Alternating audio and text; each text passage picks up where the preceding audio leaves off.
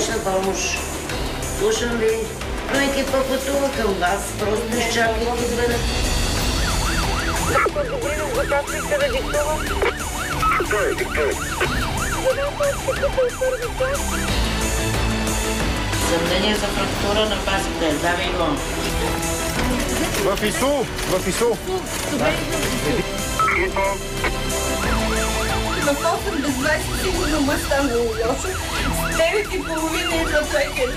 Той още е топъл, 2 часа няма лекари. Влизаме на адреса, на който сме дошли за 10 минути. Хората най-вероятно са отведели часове преди това. Кой определя кой да живее и в колко часа да му пратят линейка? Център 112, слушам ви. Моля ви. Какво става, госпожо? Екипа на доктор Йорданов съм. Свържете ме бързо с полицията или 150, аз избягах. Пребяха ни всички. Много народ са. Добре, госпожо, пътуват. Моля ви.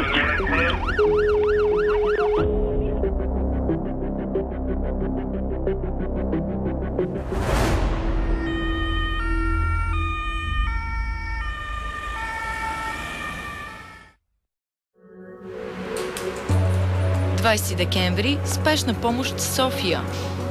3 седмици и 10 дежурства ще сме заедно с лекарските екипи. Ало, спешна. Мъжа ми не се чувства добре, изтръпва му едната ръка, не му достига въздух. Диспетчерна зала. Тук постъпват всички сигнали за спешни случаи в София. От забобол до катастрофа. За 12-часово дежурство диспетчерите приемат над 300 случая. Излизат. Била чакал 3 часа. 5 часа. Не може да се каже, че ни обичат. Предават адреси, записваме си. Имам за конферентна връзка един много ефективен господин. Пускам ви го топчикова. Добър вечер, кажете.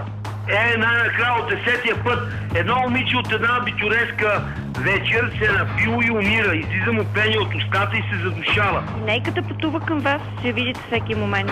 Къде ще я видим, като я нема, бе? Я не ми извикай! Я не ми Слушай, ще ти намеря апартамента и ще го запала, докато си там на дежурство. Чули, бе?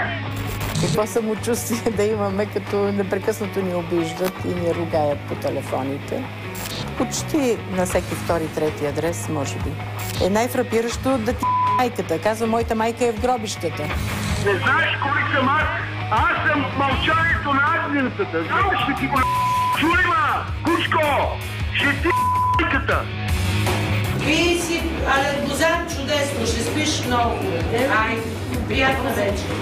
Ай си, тия петялци, да си. 2 януари – нощна смяна. 3 лекари са болни. Вместо 17 екипа работят 14. Съответно, до 8 сутринта няма изгледи да ги прибера, даже и за 15 минути да отидат до тоалетна. Цяла нощ ще бъдат по улиците от адрес на адрес, както е обикновено всяка нощ. Един от екипите от тази нощна смяна е на доктор Елена Михайлова. Часът е 8 вечерта. Дежурството и започва с забавен адрес с близо 2 часа от предишната смяна. Пациентът припаднал мъж. Добре, разбрах. Добре.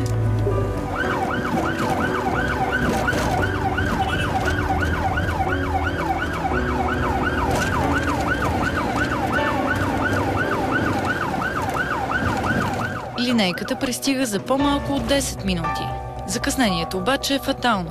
Пациентът е починал час преди идването на екипа. В 8 без 20 сигурно му е станало лошо. С 9:30 идват лекари.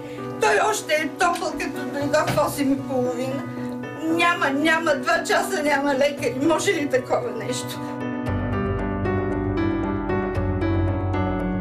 Как няма се ядосаш? Човека си отива пред теб и ти не можеш нищо да направиш.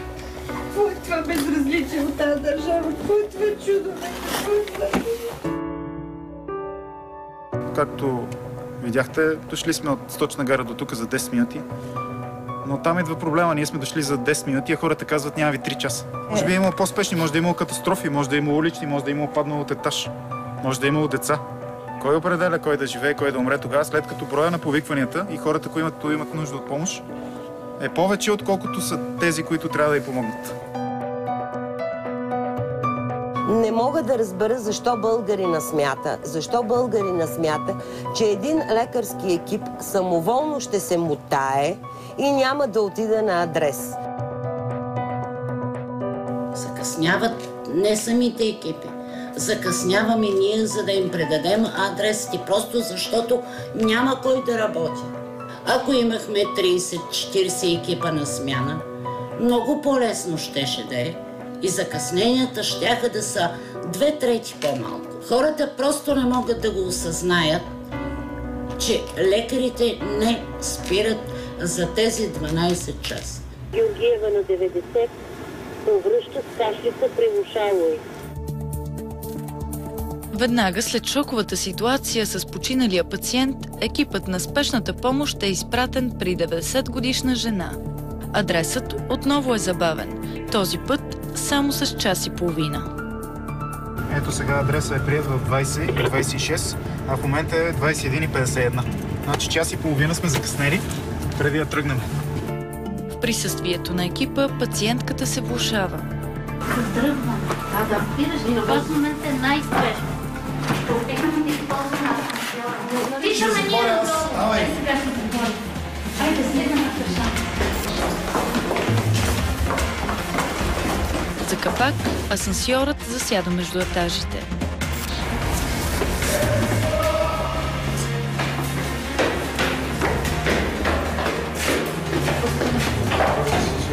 Полза асансьора! Тръгна ли? Натисни копчето на трети или на първи. Тази врата не се отваря.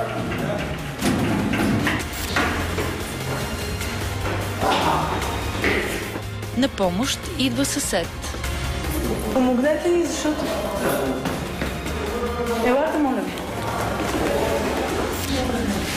Дръж и излези с нея. Айде. Ей, как главата ми там? В ИСУ! Единия може да се почисне. Някой се качва. Студено ли ти е? Хората работят много. Те не слизат от полето. А нямат вина, че никой не иска да идва да работи тук. На смяна в спешния център има около 15 екипа. Медиците отговарят за цяла София. Сметките показват, че на лекар се падат по 130 000 столичани. И така понякога се налага за една вечер лекар да прегледа над 20 пациента. Доктор Добринов, слушам. 22:07 на адреса. Застой на сърдечна недостатъчност, 3-ти функционален клас. Доктор Валентин Добринов е на 28 години. Диктувайте. Почти веднага след дипломирането си започва работа в спешна помощ. В 2:30 през нощта му предстои поредният адрес. Колко адреса до сега? Вече 6. И сега ще чакаме 7. Изморихте ли се? Вече да.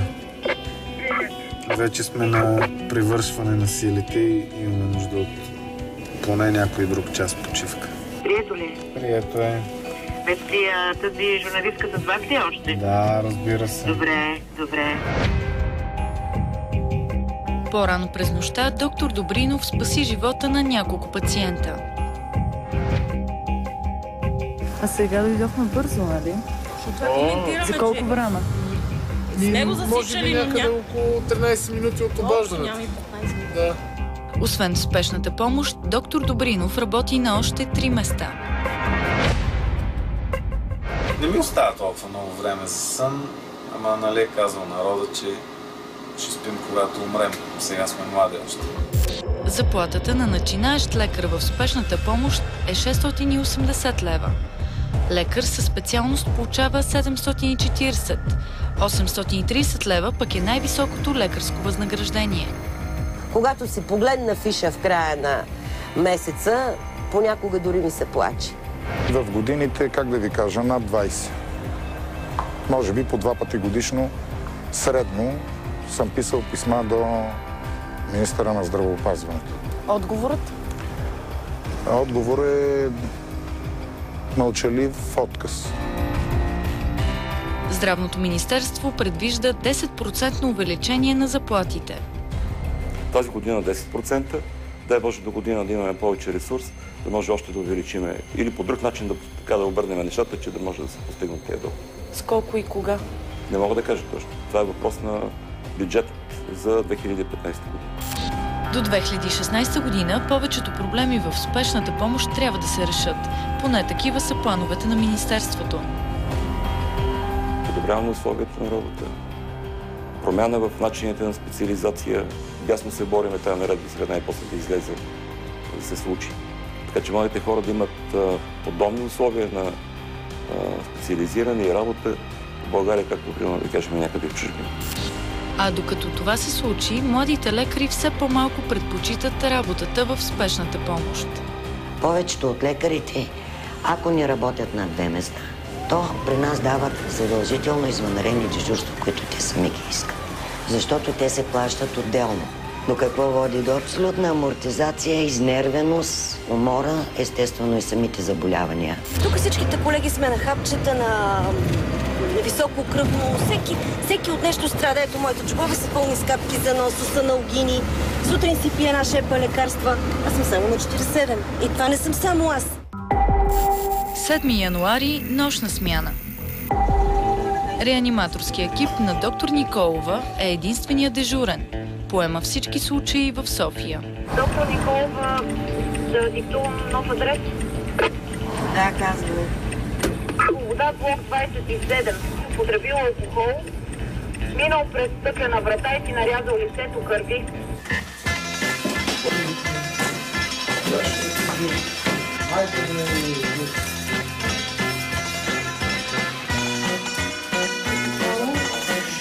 Моля ти се, остави тази цигара. Може жената да ни пошидем къдиш в очите. Не, тя в момента ни пречи да работим. Човек, хайде да се прави. Хайде, вече майка ти чака в Бобен, ще ти бе. В младост доктор Николова получава неотложен случай в друг край на София. Деван Совче купил едно, на втората спирка има пребито момче, не се знае дали е живо. Браво! След бясно каране в гъстата мъгла, екипът пристига за 10 минути. Възможно е да умрял. На адреса обаче няма никой. Лекарите губят час в търсене на пострадалия, без резултат. Кажете ми за колко време бяхте на посочения адрес и го приключваме като фалшив.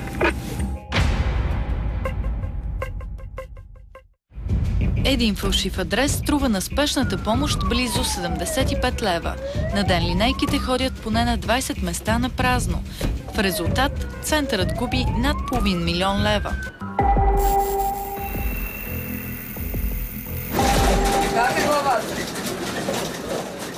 Дневната смяна в спешния център е по-натоварена от нощната. Това е доктор Илиева. Тя е на 26 и е най-младият лекар в спешната помощ. Нямаме проблеми с кръстове и с всичко. 15 кг тежат 3 чанти на лекарските екипи в спешната помощ. Често медиците се качват до 9-ти етаж с тежкото оборудване. А големи хора? Да, това е удобно. 2-3 жени да мъкнат. От кой етаж? Случва се да мъкна от 5 етаж пеша по стълбите. В спешна помощ София работят 90 лекаря. Търсят се още толкова. Сигурно за последната една година в нашата смяна не е дошъл нито един лекар нов. Работят тия, които са от 15 години, от 20 и повече. Защо? Ето, вие сега сте с нас, виждате защо. Кой иска да влезе някъде на адреса и от вратата да го почнат, да искат да го бият, сигурно да му правят други неща. Януари месец постъпи един лекар. Сега си е подал, днеска разбрах молбата за напускане. Да е работил не повече от 3-4 дежурства. Знаете ли, не става така. Ме ми се иска като добрата фея. Да махне се една пръчица и тук всичко да бъде окей. Живота ме научи, че така не става. Трябва битка, ежедневна, борба, докато се случи. Ако не се преосмисли отношението към спешната помощ, ако не се направят реформи, може и да дойде момент, в който няма да има кой да отиде на адрес. Не само, че съм мислила да напусна спешната помощ, но съм мислила да напусна и страната. За последната година през екипите на спешната помощ в София са преминали над 330 000 души. Ало, спешна? Моля ви са, има болен тук. Имам тук бебени 1 годинки, 1 месец, висока температура. Той умира! Идвате ли след колко минути ще дойде? Майка пътува към вас, просто чакайте.